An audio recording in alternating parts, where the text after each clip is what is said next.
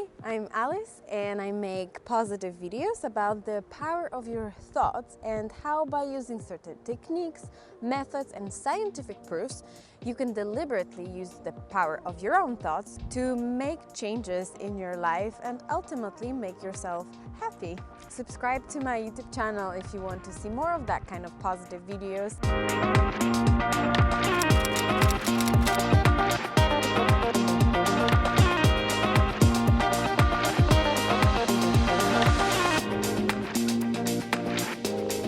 Today I come to you with the topic of goals. As 2020 just started, a lot of us are setting some resolutions for new year. It's great to set some goals in the beginning of the year. Most of us has troubles to achieve those goals and fulfill those resolutions. Actually, I'm not going to be using the word resolutions. I'm going to switch that word into a goal, because all the resolutions are truly our goals that we want to set. And there are two sides of, goals. One is setting proper goals and the second one is achieving those goals. First of all, goals has to be realistic and clear. What does it mean? It's not really realistic for me to think that, in 2020, I will go to the gym every single day. No, because I don't like to go to the gym. That's the first one. And the other one is every single day.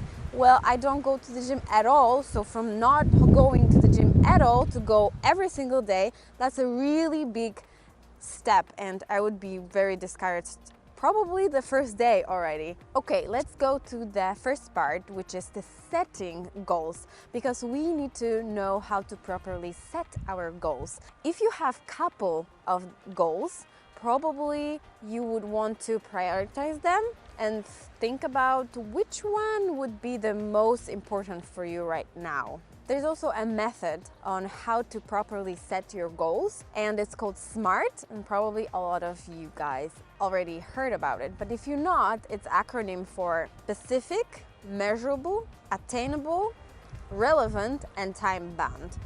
What those things 5 means, I will quickly go through them. So it has to be specific because you have to be as specific as possible. So the vaguest and more general goals, then you're setting yourself up for a failure, because it's going to be really hard for you to, for example, I want to lose weight. That doesn't say anything. Or, I wanted to be healthier. But how? How would you measure it? So if you can get specific, for example, I wanted to reduce 5 pounds or 5 kilograms, or I want to be able to downsize from the XL to M size, for example. That's more specific. Measurable, there has to be some kind of an index of how you will know that you achieved that goal. So for example, with losing weight, obviously the scale can tell you if you lose 5 pounds or if you did put yourself into the M size, right? Or if you wanted to go to the gym once a week, that's also pretty specific and measurable. But there's some skills that you might want to learn, for example, and there's harder to make them measurable. But you can measure them also by feeling. So how you want to feel when you reach that goal. Then if you reach that goal and you feel that way, you will know that you achieved that goal. The third one is attainable. It means that you should weigh the pros and cons of your goal that you want to achieve and check if it's really something that you want to do, if you have the resources and ability and will to really actually get into that goal. Because it might turn out that when you're setting that goal up, it might turn out when you're doing this SMART method that this goal is actually not a priority for you right now, and it's better that that comes up when you're setting that goal rather than you start and you lose motivation during the way. Fourth one is relevant, which means it has to mean something for you, because this way you will be motivated and encouraged to really achieve that goal. And the fifth one and the last time is time bound, which means that it should have some kind of a time frame. When do you need to achieve this goal and when it should be achieved?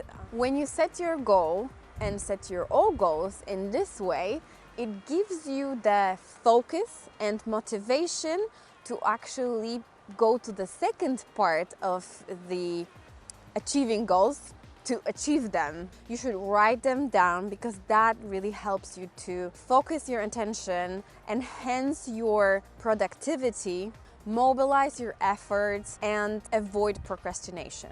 When you take your ideas from your head and put them into the paper, they also become more realistic. And they are not some wishful thinking and some wishes.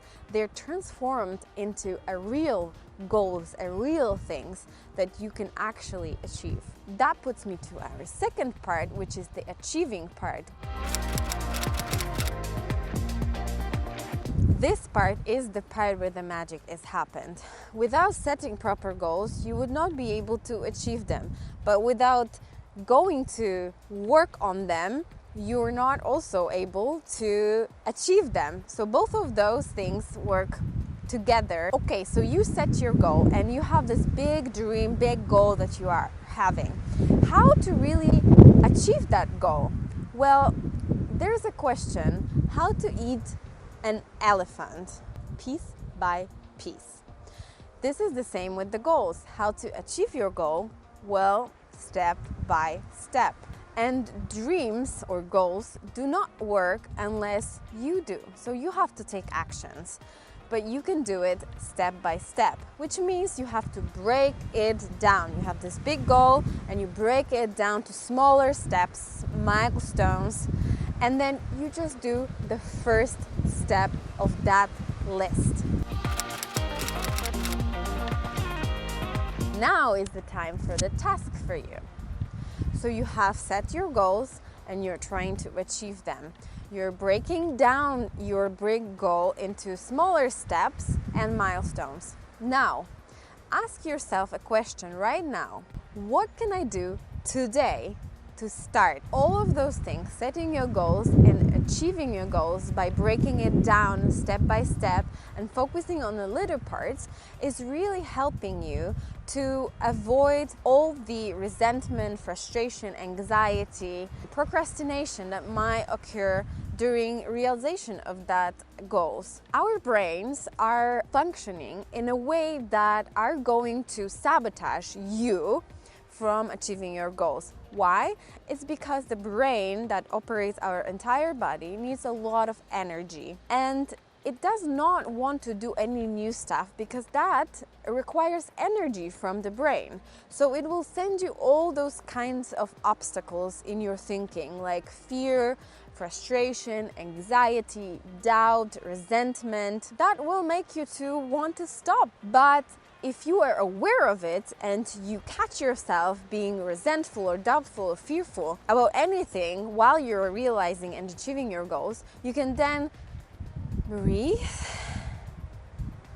and move on. Just being aware of it, helping your brain to move forward. And also, cutting in on small parts also helps your brain not to think about the big giant goal that it has to put so much energy into, but just the little tiny steps. That's the magic. And that's why you should ask yourself again, what can I do today to start achieving my goal?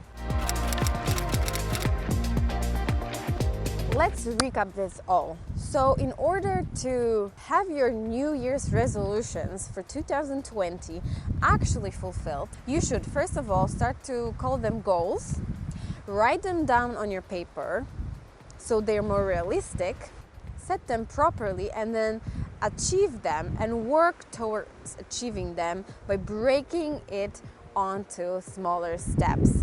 I hope that will help you to achieve your goals in 2020 easier, and subscribe to my videos if you would like to see more of this kind of positive videos, and go create those goal-oriented thoughts.